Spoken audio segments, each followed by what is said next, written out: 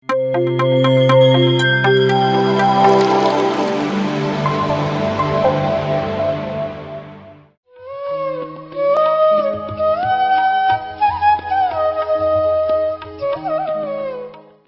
ನಮಸ್ಕಾರ. ನನ್ನ ಹೆಸರು ಸರಸ್ವತಿ ರಾಜಶೇಖರ್ ಚೋಳಿನ್. ನಾನು ಶಿಕ್ಷಕಿಯಾಗಿ ಕೆಲಸ ಮಾಡ್ತಾಯಿದ್ದೀನಿ. ನಾನು ಈಗ 5 ತಿಂಗಳಿಂದ ನಾನು ಧ್ಯಾನ ಮಾಡಲು ಪ್ರಾರಂಭ ಮಾಡಿದ್ದೀನಿ.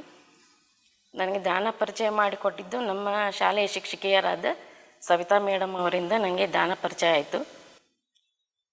ದಿನಾಂಕ 18/6/2025 ಶ್ರೀ ಬೆಟಗೇರಿಯ ಶ್ರೀ ನೀಲಕಂಠೇಶ್ವರ ಮಠದಲ್ಲಿ 41 ದಿನಗಳ ಧ್ಯಾನ ಮಂಡಲ ಕಾರ್ಯಕ್ರಮ ಇದೆ, ಅಲ್ಲಿ ಪ್ರಾರಂಭ ಆಯಿತು. ದಿನಾಂಕ 24/6/2025 ನಾನು ಧ್ಯಾನ ಮಾಡಲು ಪ್ರಾರಂಭ ಮಾಡಿದೆ. ಪ್ರತಿದಿನ ನಾನು ಮೇಡಮ್ ಅವ್ರ ಜೊತೆ ಧ್ಯಾನ ಮಾಡಲು ಹೋಗ್ತಾ ಇದ್ದೆ. ನನಗೆ ಧ್ಯಾನ ಅಂದರೆ ಏನನ್ನೋದು ಗೊತ್ತಿರಲಿಲ್ಲ. ಬರೀ ದೇವರ ನಾಮಸ್ಮರಣೆ ಮಾಡುವುದು ಅಂತಂದು ನಾನು ತಿಳಿದಿದ್ದೆ. ಅಲ್ಲಿ ಹೋದ್ಮೇಲೆ ನನಗೆ ವಿದ್ಯಾರಾಣಿ ಮೇಡಮ್ ಅವರು ಮತ್ತು ನೇತ್ರಾವತಿ ಮೇಡಮ್ ಅವರು ಧ್ಯಾನ ಕಲಿಸ್ಕೊಟ್ರು. ಅಲ್ಲಿ ಪ್ರತಿದಿನ 25-30 ಜನ ಧ್ಯಾನ ಮಾಡಲು ಬರ್ತಾಯಿದ್ರು. ಪ್ರತಿದಿನ ಇವರು ಮೇಡಮ್ ಅವರು ಪತ್ರಿಜಿ ಗುರುಗಳ ಧ್ಯಾನ ಮ್ಯೂಸಿಕ್ ಹಾಕಿ ಧ್ಯಾನ ಮಾಡಿಸ್ತಾಯಿದ್ರು ಮತ್ತು ತಮ್ಮ ಅನುಭವಗಳನ್ನು ಹಂಚ್ಕೊಳ್ತಾಯಿದ್ರು. ಪ್ರತಿದಿನ ಇಬ್ಬಿಬ್ಬರು ಹಂಗೆ ಮಾಸ್ಟರ್ಸನ್ನು ಕರೆಸಿ ನಮಗೆ ಧ್ಯಾನದ ಪರಿಚಯವನ್ನು ಹೇಳ್ಕೊಡ್ತಾಯಿದ್ರು ಮತ್ತು ತಮ್ಮ ಅನುಭವಗಳನ್ನು ಹಂಚ್ಕೊಳ್ತಾಯಿದ್ರು. ಆ ಮ್ಯೂಸಿಕನ್ನು ನಾವು ಕೇಳ್ತಾ ಕೇಳ್ತಾ ನನ್ನ ಮೈಂಡ್ ಮತ್ತು ಬಾಡಿ ಫುಲ್ ರಿಲ್ಯಾಕ್ಸ್ ಆಗ್ತಾಯಿತ್ತು. ಅಷ್ಟು ಅದ್ಭುತವಾದ ಧ್ಯಾನವಾಗ್ತಾಯಿದ್ದಿಲ್ಲ. ಮೊದಲು ನಮಗೆ ಧ್ಯಾನಕ್ಕೆ ಕೂಡೋಕ್ಕಾಗ್ತಾ ಇರಲಿಲ್ಲ, ಬೆನ್ನು ಭಾಳ ನೋವ್ತಾಯಿತ್ತು. ನಂತರ 1 ವಾರದ ನಂತರ ಅದು ಪ್ರಾಕ್ಟೀಸ್ ಆಗ್ತಾ ಹೋಯ್ತು. ನಾನು ಪ್ರಾಕ್ಟೀಸ್ ಮಾಡ್ತಾ ಮಾಡ್ತಾ ಧ್ಯಾನ ಮಾಡೋಕ್ಕೆ ಶುರು ಮಾಡಿದೆ. ನನಗೆ ಎಡಗೈ ಭಾಳ ನೋವಾಗ್ತಾಯಿತ್ತು. ನಾನು ಪ್ರತಿದಿನ ಟ್ಯಾಬ್ಲೆಟ್ ತೊಗೊತಾ ಇದ್ದೆ. ಆ ಟ್ಯಾಬ್ಲೆಟ್ ತೊಗೊಂಡಾಗ ಕಡಿಮೆ ಆಗ್ತಾಯಿತ್ತು ನೋವೆಲ್ಲ. ಮತ್ತೆ ಸ್ಟಾರ್ಟ್ ಆಗ್ತಾಯಿತ್ತು. ಮತ್ತು ನಾನು ಧ್ಯಾನ ಮಾಡೋಕ್ಕೆ ಶುರು ಮಾಡಿದಾಗಿಂದ ಅದು ನೋವೆಲ್ಲ ಕಡಿಮೆ ಆಗ್ತಾ ಹೋಯಿತು. ಇದರಿಂದ ನನಗೆ ಭಾಳ ಖುಷಿ ಆಯಿತು. ನಾನು ಧ್ಯಾನ ಮಾಡೋಕ್ಕೆ ಪ್ರಾರಂಭ ಮಾಡಿದ್ರಿಂದ ನನಗೆ ಇದು ನೋವೆಲ್ಲ ಕಡಿಮೆ ಆಯಿತು ಅಂತ ನನಗೆ ಭಾಳ ಖುಷಿ ಆಯಿತು. ನಂತರ ನಮ್ಮ ಮನೆಯವ್ರಿಗೆ ಹೇಳಿದೆ, ಧ್ಯಾನ ಮಾಡೋಕ್ಕೆ ಹೇಳಿದೆ. ಅವರು ಧ್ಯಾನ ಮಾಡೋಕ್ಕೆ ಶುರು ಮಾಡಿದರು. ಪ್ರತಿದಿನ ಅವರು ಪಿರಾಮಿಡ್ ಕ್ಯಾಪ್ ಹಾಕ್ಕೊಂಡು ಬೆಳಗ್ಗೆ ಮತ್ತು ರಾತ್ರಿ ಮಲಗುವಾಗ ಧ್ಯಾನ ಮಾಡ್ತೀವಿ, ನಾವಿಬ್ಬರು ಧ್ಯಾನ ಮಾಡ್ತೀವಿ. ಇದರಿಂದ ನಮ್ಮ ಮನೆಯಲ್ಲಿ ಭಾಳ ನೆಮ್ಮದಿ ಇದು ಸಿಕ್ಕೈತೆ. ನಮ್ಗೆ ಭಾಳ ಖುಷಿ ಆಯ್ತು ನಮಗೆ ಇಲ್ಲ ಧ್ಯಾನ ಮಾಡೋದ್ರಿಂದ. ಒಂದಿನ ನಮ್ಗೆ ವಿದ್ಯಾ ಮೇಡಮ್ ಅವರು ನಮ್ಮ ಟೀಮ್ನೆಲ್ಲನೂ ವಿದ್ಯಾರಾಣಿ ಮೇಡಮು ಮತ್ತು ನೇತ್ರಾವತಿ ಮೇಡಮ್ ಅವರು ಚಿಕ್ಕಟ್ಟಿ ಸ್ಕೂಲಿಗೆ ಕರ್ಕೊಂಡು ಹೋಗಿದ್ದರು. ಅಲ್ಲಿ ಪಿರಾಮಿಡ್ ಧ್ಯಾನ ಮಾಡಿಸಿದ್ರು.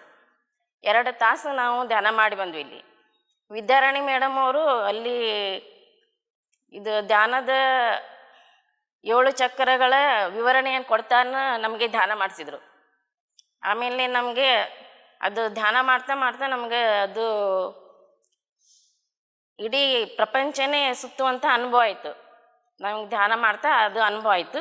ಅಷ್ಟು ಅದ್ಭುತವಾದ ಧ್ಯಾನವಾಯ್ತು. ಅಲ್ಲಿ 2 ತಾಸು ಹೆಂಗೆ ಕಳೀತು ಅಂತ ನಮಗೆ ಗೊತ್ತಾಗಲಿಲ್ಲ. ಅಷ್ಟು ಅದ್ಭುತವಾದ ಧ್ಯಾನವಾಯ್ತು ಅಲ್ಲಿ. ನಂತರ ನಾವು ಮೇಡಮ್ ಅವ್ರ ಜೊತೆ ನಮ್ಮ ಟೀಮ್ ಎಲ್ಲನೂ ಕರ್ಕೊಂಡು ಅವರು ಧ್ಯಾನ ಪ್ರಚಾರಕ್ಕೆ ಕರ್ಕೊಂಡು ಹೋಗಿದ್ದರು. ಬೆಟಗೇರಿಯ ಶ್ರೀ ರಂಗಪ್ಪಜ್ಜನ ಮಠದಲ್ಲಿ ನಾವು ಧ್ಯಾನ ಪ್ರಚಾರಕ್ಕೆ ಹೋದ್ವಿ. ಅಲ್ಲಿ ನಾವು ಪ್ಯಾಂಪ್ಲೆಟ್ನೆಲ್ಲ ಹಂಚಿ ಎರೆಯಾಗೆಲ್ಲ ಸುತ್ತಾಡಿ ನಾವು ಧ್ಯಾನ ಪ್ರಚಾರ ಮಾಡಿ ಬಂದ್ವಿ.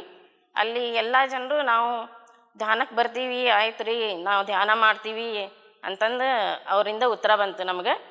ಇದರಿಂದ ನಮ್ಗೆ ಭಾಳ ಖುಷಿ ಆಯಿತು. ಎಲ್ಲರೂ ಜನರು ಧ್ಯಾನಕ್ಕೆ ಬರ್ತಾರಂತಂದು ನಮ್ಗೆ ಭಾಳ ಖುಷಿ ಆಯಿತು. ನಂತರ ನಾವು ಗದಗ್ನ ಶಹಾಪುರ ಪೇಟೆಯಲ್ಲಿ ನಾವು ಧ್ಯಾನ ಪ್ರಚಾರಕ್ಕೆ ಹೋದ್ವಿ. ನಮ್ಮ ಟೀಮ್ನೆಲ್ಲನೂ ಕರ್ಕೊಂಡು ಹೋದ್ರು ಅವ್ರು ಮೇಡಮ್ ಅವರು. ಅಲ್ಲಿ ನಾವು ಪ್ಲ್ಯಾಂಪೆಟ್ಟೆಲ್ಲ ಹಂಚಿ ನಾವು ಧ್ಯಾನ ಪ್ರಚಾರ ಮಾಡಿದ್ವಿ. ಅಲ್ಲಿ ಒಂದು ಮನೆ ಮುಂದೆ ಒಬ್ಬ ಅಜ್ಜಿ ಕುಂತಿದ್ಲು.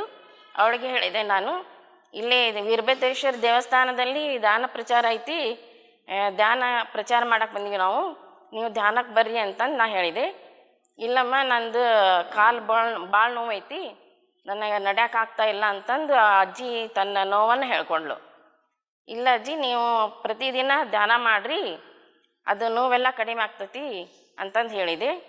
ಆಯ್ತಮ್ಮ ಅಂತಂದು ಹೇಳಿದ್ದ ಅಜ್ಜಿ. ಇದರಿಂದ ತುಂಬ ಲಾಭ ಇದೆ, ನಿಮಗೆ ಭಾಳ ಉಪಯೋಗ ಐತಿ ಅಂತ ನಾನು ಹೇಳಿದೆ. ಆಯ್ತಮ್ಮ ನಾ ಮನೆಯಲ್ಲೇ ಮಾಡ್ತೀನಿ ಅಂತಂದು ಅಜ್ಜಿ ಹೇಳಿದ್ಲು. ನಂತರ ನಾವು ದೇವಸ್ಥಾನಕ್ಕೆ ಹೋಗಿ 1 ತಾಸು ಧ್ಯಾನ ಮಾಡಿ ಬಂದ್ವಿ. ನಾನು ಶಿಕ್ಷಕಿ ಆಗಿರೋದ್ರಿಂದ ನಮ್ಮ ಸ್ಕೂಲ್ನಲ್ಲಿ ನಾನು ಮಕ್ಕಳಿಗೆ 10 ನಿಮಿಷ 20 ನಿಮಿಷ ಹಿಂಗೆ ಧ್ಯಾನ ಮಾಡಿಸ್ತೀನಿ. ಆ ಮಕ್ಕಳು ಆ ಮ್ಯೂಸಿಕ್ ಪತ್ರಿಜಿಯವರ ಜೈ ಓ ಸಾಂಗ್ ಕೇಳಿ ಅವರು ಭಾಳ ಖುಷಿಪಟ್ರು. ದಿನಾನು ನಮ್ಗೆ ಧ್ಯಾನ ಮಾಡಿಸ್ರಿ ಮೇಡಮರ ಅಂತಂದು ಅವರು ಭಾಳ ಖುಷಿಪಟ್ಟರು. ಇದರಿಂದ ನನಗೂ ಭಾಳ ಖುಷಿ ಆಯಿತು. ಮಕ್ಕಳೆಲ್ಲ ಧ್ಯಾನ ಮಾಡೋಕ್ಕೆ ಪ್ರಾರಂಭ ಮಾಡಿದರು ಅಂತಂದು ನನಗೂ ಭಾಳ ಖುಷಿ ಆಯಿತು. ಆರೋಗ್ಯವೇ ಭಾಗ್ಯ ಎನ್ನುವ ಹಾಗೆ ನಮ್ಮ ಜೀವನದಲ್ಲಿ ನಾವು ತುಂಬ ಆರೋಗ್ಯವಾಗಿರ್ಬೇಕಂದ್ರೆ ಆರೋಗ್ಯನೇ ಮುಖ್ಯ. ನಾವು ಆರೋಗ್ಯವಾಗಿರ್ಬೇಕಂದ್ರೆ ನಾವು ಪ್ರತಿದಿನ ಧ್ಯಾನ ಮಾಡಬೇಕು. ಧ್ಯಾನ ಮಾಡೋದ್ರಿಂದ ನಾವು ತುಂಬ ಆರೋಗ್ಯವಾಗಿರ್ತೀವಿ ಅಂತಂದು ಹೇಳಕ್ಕೆ ಇಷ್ಟಪಡ್ತೀನಿ. ನಾವು ಆರೋಗ್ಯ ಇದ್ದರೆ ನಮ್ಮ ಮನೆಯವ್ರನ್ನೆಲ್ಲ ನಾವು ಚೆನ್ನಾಗಿ ನೋಡ್ಕೋಬೋದು. ಆಮೇಲೆ ಮನೆಯೆಲ್ಲ ಖುಷಿಯಾಗಿ ಇರ್ತೀವಿ. ನಮ್ಮ ಮನೆಯಲ್ಲೆಲ್ಲರೂ ಖುಷಿಯಾಗಿರ್ತೀವಿ. ಪ್ರತಿಯೊಬ್ಬರಿಗೆ ನಾನು ಹೇಳೋದಿಷ್ಟೇ, ಪ್ರತಿಯೊಬ್ಬರು ಧ್ಯಾನ ಮಾಡಿ ಆರೋಗ್ಯವಾಗಿರಿ ಅಂತಂದು ನಾನು ಹೇಳೋಕ್ಕೆ ಇಷ್ಟಪಡ್ತೀನಿ. ಧ್ಯಾನವನ್ನು ಕಲಿಸಿಕೊಟ್ಟ ವಿದ್ಯಾರಾಣಿ ಮೇಡಮ್ ಮತ್ತು ನೇತ್ರಾಮತಿ ಮೇಡಮ್ ಅವರಿಗೂ ತುಂಬ ಧನ್ಯವಾದಗಳನ್ನು ತಿಳಿಸ್ತೀನಿ. ನನ್ನ ಅನುಭವದ ಮಾತುಗಳನ್ನು ಹಂಚಿಕೊಳ್ಳಲು ಅವಕಾಶ ಮಾಡಿಕೊಟ್ಟ PMC ಚಾನಲ್ನವರಿಗೂ ಮತ್ತು ಪತ್ರಿಜಿ ಗುರುಗಳಿಗೂ ಎಲ್ಲ ಮಾಸ್ಟರ್ಸ್ಗೂ ನನ್ನ ತುಂಬು ಹೃದಯದ ಧನ್ಯವಾದಗಳನ್ನು ತಿಳಿಸುತ್ತೇನೆ. PMC ಕನ್ನಡ ಚಾನೆಲ್ ಅನ್ನು ಲೈಕ್ ಮಾಡಿ, ಶೇರ್ ಮಾಡಿ, ಸಬ್ಸ್ಕ್ರೈಬ್ ಮಾಡಿ ಮತ್ತು ಮಾಡಿಸಿ. ಎಲ್ಲರಿಗೂ ಧನ್ಯವಾದಗಳು.